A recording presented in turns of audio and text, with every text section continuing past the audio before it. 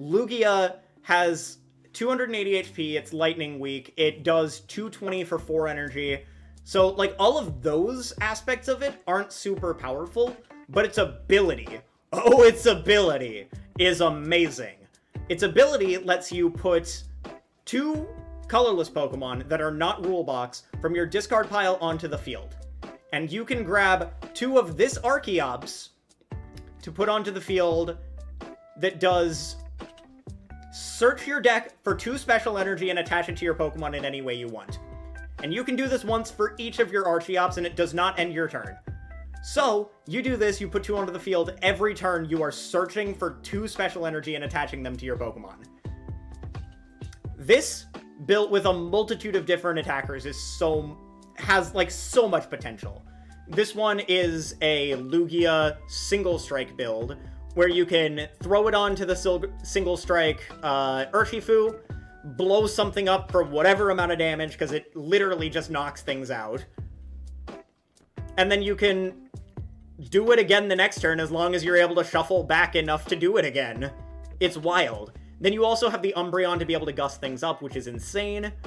And then you have just a very, very consistent build of just Researches, Marnies, Serenas, bunch of Ultra Balls, Evolution Incense, and Quick Balls in order to get things onto the field very quickly and get these into discard very quickly. Then you also have the Tower of Darkness, which you can get rid of any of the single strike Pokemon you don't want to use, draw a few extra cards. I honestly think the single strike builds of these are very, very fun. I think Lugia revives single strike. Then we have the Gengar ones. These do basically the same thing, but it's with Gengar instead of with single strike, which is why it's not playing like this. Well, I mean, it is playing single strike energy, but it also plays other, like, energy to be able to attach to this as well. What Pokemon is allowing you to pull 2 Pokemon from the graveyard? That would be Lugia's V-Star power. So it can only be used once per game. So once one of the Archeops goes down, it can't be gotten back. But once you get 2 onto the field, you're ramping very quickly. In a stall with your opponent, haven't drawn a single usable card in 5 turns. Yeah, that makes sense. I like the 2 Luxray here. I don't know if this is ideal, because you have a lot of potential starters, but this could get you set up faster. I don't know if that's ideal, though. But yeah, this is another one of those Gengar builds. It's just built slightly differently. Gengar Lugia is doing so well in Japan. It's wild. It's because this one resists fighting, and this one's weak to fighting, and this just blows up things. Like, it does so much damage. Yeah, another Gengar build. Wow, Lugia Gengar is killing it at the moment.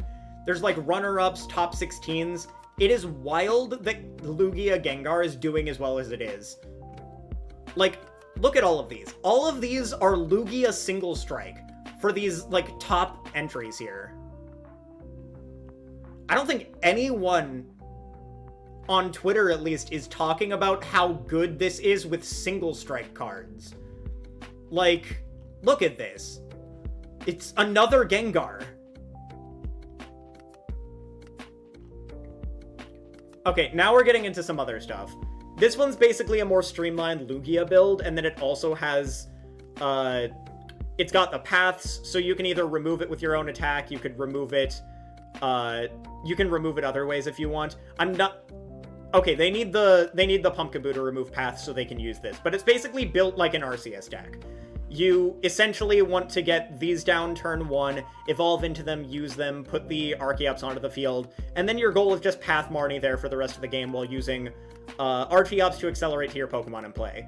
It also plays Crobat VMAX as a way to KO Mew VMAX, while also having something that's generally too tanky to KO. Especially considering you can put V-Guard energy onto this as well. And it's reducing by 30, so it essentially has 340 HP, which is wild. But I can't believe how good Lugia Single Strike is doing in Japan right now. I don't think anyone expected that.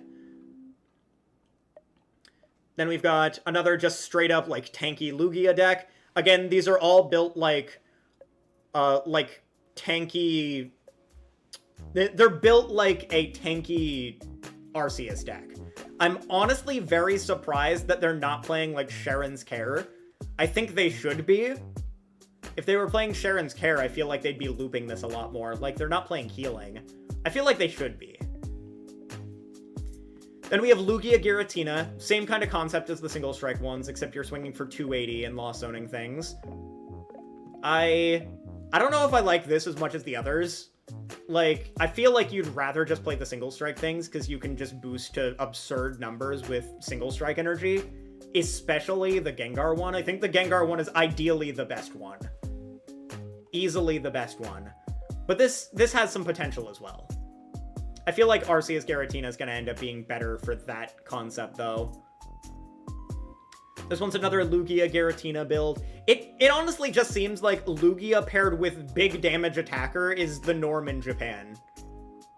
Similarly to Arceus paired with big damage attacker in America. At present, at least. Then there's Lugia Duraludon. Makes sense. It's big, tanky, 3-prize attacker. It's... legitimately, it just feels like we're getting another type of Arceus with a different weakness. Like, if fighting is relevant, play this. If lightning is relevant, play Arceus. That's kind of what it feels like. Then they also play the Amazing Rare Yveltal, which they can just burst into play by going Archeops, attach, and then just KO anything. Wild. Absolutely insane. Here's another one with a similar concept, except it's not playing the Yveltal. I like the Yveltal build more, not gonna lie. Then we're here, it's another Duraludon. This one's built a little bit more tanky. It's playing Crystal Cave, it should be playing a Gardevoir. It's not, though. It should be. Then we go down a little bit further. Oh my god. Sawyer's gonna love this one. This one is a Lugia Greedent build. And that's insane, because you can put a bunch of powerful energy onto a Greedent, take a KO on a basic, and then just be like, okay, I'm taking like 2-3 prizes, depending on the situation. This is funny. I like this. This is really funny. I sincerely hope someone in America gets a good placing with this deck. Oh, here's the really tanky one that I was talking about. Again, why are you not... Thank you for following, Dude41 Thing. I hope you enjoy your stay here at the Kingdom of Tolemac. We're going over some Japanese decks at the moment. That's what we're doing at present. This one here is a tanky Lugia deck that's playing... it's just absurdly tanky. It's playing Gardevoir, it's playing Blissey, it's playing Dunsparce to remove weakness. I honestly think the biggest thing about this deck is it should be playing Sharon's Care, and I don't know why it's not. That's the only thing about this deck that I have, like, a criticism about. It also could be playing a Weird Ear for, like, a late-game finisher, too, because the more energy you pile onto the field, the more you can just nuke something in the late game with that. Same here. Don't know why they're not playing Sharon's Care, but it's a very good deck nonetheless. We're getting close to, like, the techie lists. This one is, again, the same kind of list. It's just a straight-up Lugia build, but it's also playing 4 Aurora Energy and a Yveltal. And this is mainly so you can go double Archeops, attach, knock out literally anything. Wasn't even following and you were gifted a sub. Yeah, like, sometimes that'll happen, especially when a lot of the people who are already here were subbed. So everyone that's in chat is first in line to get a sub, even if you weren't following. But welcome on in. Welcome on in. I do like Lugia, Lugia Yveltal is one of my favorite builds of Lugia to see so far. Because just the ability to knock out anything is wild. Alright. Another Lugia Yveltal. There's a lot of this. There's a lot of this, and there's a lot of the single strike variant. And this one's just straight up Lugia. I'm not a fan of this build. They're not playing 4 Lugia, which makes it feel a little clunky. Like, they should definitely be playing a 4th Lugia, and should definitely be playing Sharon's Care. I don't understand why they're not playing Sharon's Care. It's wild to me. This one here is Another Lugia deck. It's playing the Drapion and the Crobat VMAX, both for the Mew matchup. I still don't know why this one isn't playing the Yveltal in addition to everything else, but it definitely seems good. I do enjoy this. And also the net to be able to pick up Dunsparce or Pumpkaboo and reuse them to revamp Path or something like that seems nice as well. I like that. It's a little more aggressive, so I don't blame this list for not playing Sharon's Care. Because it's playing Belt, it's playing the powerful energy, it's playing Drapion. Like, this one's definitely a more aggro build. It's also playing 4 Serena for Gust as well. Gonna be doing homework? Yeah, hope you have a good rest of your night, and I hope you do well on your homework. Alright. Then we've got another Lugia build. This one is more toolboxy. It's playing the Zeraora similar to this list, in addition to a Radiant Charizard and a Zeraora, because apparently some fighting weak decks like Arceus is still relevant. The not Giratina, the Gengar VMAX is super relevant in Japan again now because of the Lugia Giratina builds that are running around. This also discards special energy, which is good too. You could remove like V-Guard energy before doing damage. So like, I enjoy this inclusion. This inclusion is nice. Like, Zapdos is gonna be good in this upcoming format simply because special energy hate is gonna get way better this upcoming format. Especially when it can be played alongside special energy usage to put damage on the field while also removing some of your opponent's resources. Then there's this one, another teched out list. It's playing Yveltal, it's playing Zeraora, it's playing Radiant Zard, it's playing a 2-1 Crobat VMAX line in addition to the Lugia. This one is another one of those aggressive lists. I'm not 100% sure why it's playing Lost City, although there might be some things in Japan that just, like, are a threat to Lugia that you just want to remove permanently. So, like, I can get behind that. I also like the 4 Serena inclusion. It also helps you discard the Archeops a little bit earlier. Yes! This one's fun. This one's nice. This one is a Lugia deck that plays a 2-1 SB on VMAX line, which protects you from things like Yveltal auto-KOing, Beedrill, and also Star Requiem, in addition to Sableye being able to spread damage to things as well. So this gives you a little bit of, like, effect protection, which is good. You also have the... This is funny. The fact that they're playing the Regigigas for VMAXs is nice. It lets you just blow up things. And then the Zard is good for just KOing, like, the V-Stars with Belt. So I like that quite a bit. Then we have this, which is a 4-3 Lugia line. 3 Archeops. It's also playing the Regigigas, which I also like. It's also a City League top 4, so this deck did well. It's playing Radiant Raikou. Not Radiant Raikou. Amazing Rare Raikou and Radiant Zard. Radiant Raikou is good because it can hit 120 in the active and also hit a bench. It can cheat you some extra prizes if your opponent doesn't play Manaphy. You have this to knock out VMAXs, and you have this to knock out Vs and V-Stars. In addition to this just being very tanky and very good. Love these lists. These lists are super cool.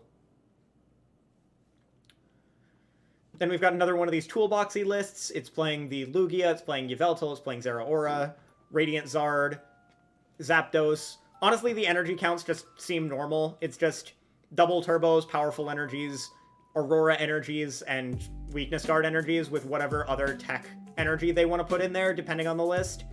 Like, it's got so much viability and so much flexibility in the way this deck can be played.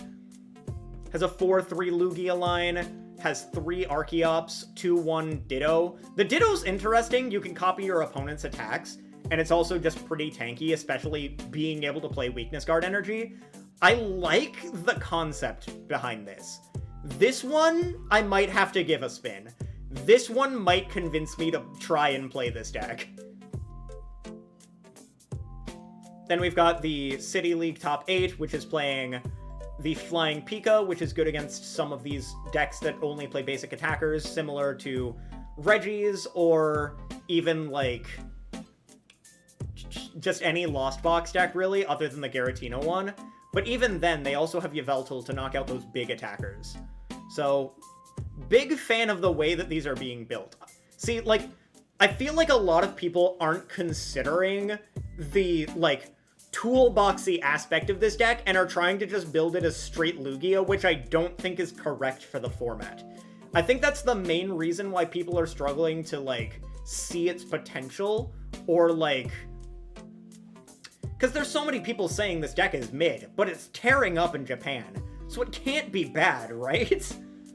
Like, with 4 Quick Ball, 4 Ultra Ball, and 4 Evo Incense, how are you not getting both a Lugia V-Star and 1 to 2 Archeops in discard on turn 1? Or, yeah, on turn 2. Like, that gives you a second turn to set up. I'm aware that Japan is best of 1. I do not think that that makes this deck any less good. Another toolboxy list with Zeraora, Zard, also playing the Zamazenta, very good late game attacker, Drapion for the Mew matchup, and the Zapdos to be able to remove energy, KO things like Gengar VMAX, etc., etc. Like, all of these, there's so many of them. I can keep going through it, but most of them are just gonna be like Yveltal, Zard, some other attacker. Yveltal, amazing rare Raikou, no Zard in this list, but still. Then we've got the Regigigas. We've got the Lugia, which is interesting. I believe this one's the one that does 250 if your opponent has 5 or more cards in hand, or more than 5 cards in hand, whichever it is. Like, if they've taken 2 prizes, most of the time that requirement is fulfilled, and then you can just hit something for 250. But honestly, I think you should just be playing the Radiant Zard at this point. Flavio's gonna make top 8, it's fine. Flavio always makes top 8. I have barely ever seen that man whiff. And we have a 3-4 here. Has a thin, sort of thin, Bibarrel line. But I do like the lists that play Bibarrel because it makes the list a little bit more consistent. I'm a huge fan of these decks, though. Like, they are very toolboxy, and I love toolbox archetypes. Yeah, maybe you can. Maybe you can. Okay, so there's the Lugia with Yveltal. It's another one of those. Instead of Zeraora in this list, they're playing a Raikou. This honestly might be better because, unlike Arceus, which you have to bench something in advance in order to burst onto it, unless you're using, like, a Raihan, this one you can just play something down, Archeops onto it, and then swing with it. You don't need a lot. And you also don't need a lot of pivots, because you can accelerate to the active, retreat, and then swing with something else. Same here, it's another one of the tech lists with Yveltal, Zard, and this one's playing an amazing rare Raikou. This one I love.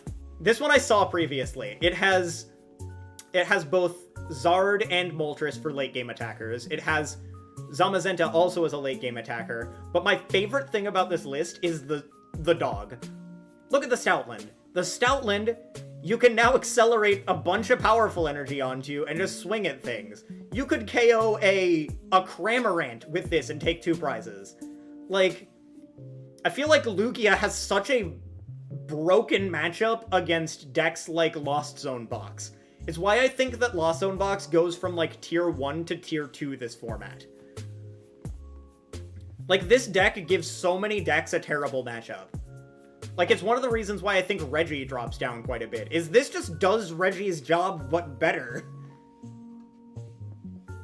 Same here, it's another one of the Zard, Yveltal lists. I can kind of just keep going through these because they're just, like, Lugia, Ditto, tech attackers, Lugia, Radiant Zard, Regigigas. Like, it's always either, like, Regigigas or Yveltal for these lists that are trying to, like, play tech attackers, which makes sense. Yveltal, Charizard, Raikou. See, like, a lot of these are just, like, everyone sort of has this concept in mind. And it's doing extremely well. And we've got Lugia, Yveltal, Zard. This one's playing the dog, which I love. Any of the ones that play the dog, I am in love with. Then there's... this one's playing both the Gigas, Zard, and Yveltal, as well as a Zapdos, which is good. This is getting too long. Wow. Yveltal, Zeraora, Gigas, Zard, Gigas, Zard, Gigas, Zard, Dialga. That one's an interesting one. Like, I don't know if this is particularly good in this, but they did well with it, so that's fine. Then there's Yveltal Raikou, Regigigas Zard. This one's like a more streamlined one. Yes, finally! Thank you for playing a Sharon's Care, for the love of God. Then there's a Drapion here as well for the Mew matchup. Makes sense. The Pumpkaboo also to bump it is very good. It's always interesting to see these ones that are playing, like, Luxray as a potential other starter, just to improve their starter odds of, like, starting something that's actually good. Which makes sense because you don't want to start with this, but you're not playing a lot of basics. So I understand the mentality behind this one. I think this one's my favorite one that actually includes Luxray. So I can get behind this a lot. I also like the Marnies in this list because both it disrupts your opponent and puts special energy back into deck, which I like a lot. Then we've got another one that's Zard Yveltal, Regigigas Zard, Yveltal Regigigas, Zard. This one's playing a Slacking, which honestly I thought was very good, because you can play this similarly to how Arceus played this with it, where you're playing paths in order to turn off that ability, and you can Marnie them, try and Marnie path them, swing for like 300 or more with this card. Like, this card can just nuke things.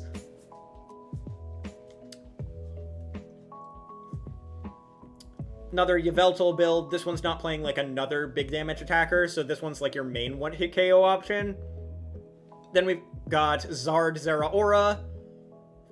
And we've got the Ditto, like, toolbox build again. And we've got another Zard Regigigas build. Then another Zard Regigigas build. Then we've got the... They're playing a, like, Tech Blissey in here, which I like as well. This one's playing a Sharon's Care, thank God. Like, if you're playing Blissey and Lugia, please play a Sharon's Care. I think they should be playing a 4th Lugia, though. Like, any of these should always be playing 4 Lugia. Then we've got another Zard Regigigas list. And we've got another Zard list. No Regigigas, no Yveltal this time, but that makes sense still. Then we've got Yveltal Raikou. Still makes sense. This one's, like, less Aurora reliant. This one plays Slacking, it plays Drapion, it plays, like, a lot of these things, but with, like, a singular 1-energy attack. Like, 1 colored energy with 2 colorless, so it can go, like, Aurora and something else. It doesn't need to play heavy Aurora in this kind of build. Then we've got another Zard Raikou build. Then we've got... This one's interesting because it's also playing the Magearna, which is good for just KOing something like Kyurem. We're going over Lugia decks right now. I wanted to, like, visit some of these Japanese successful lists and, like, sort of talk about what's making them good right now. But there's been a lot of repeats. Like, there are... This is so many successful Lugia decks in Japan. It is wild to me. The entire, like, top row was, like, single strike ones. Then we got into, like... There's Greedent. Then, like, the more tanky builds here. And then we get down to just, like... one after another of just, like... Zard, Regigigas, Yveltal, Zard, Regigigas, Yveltal, occasional, like, Zeraora or Amazing Rare Raikou. Like, there are so many of these. And it's just one after another.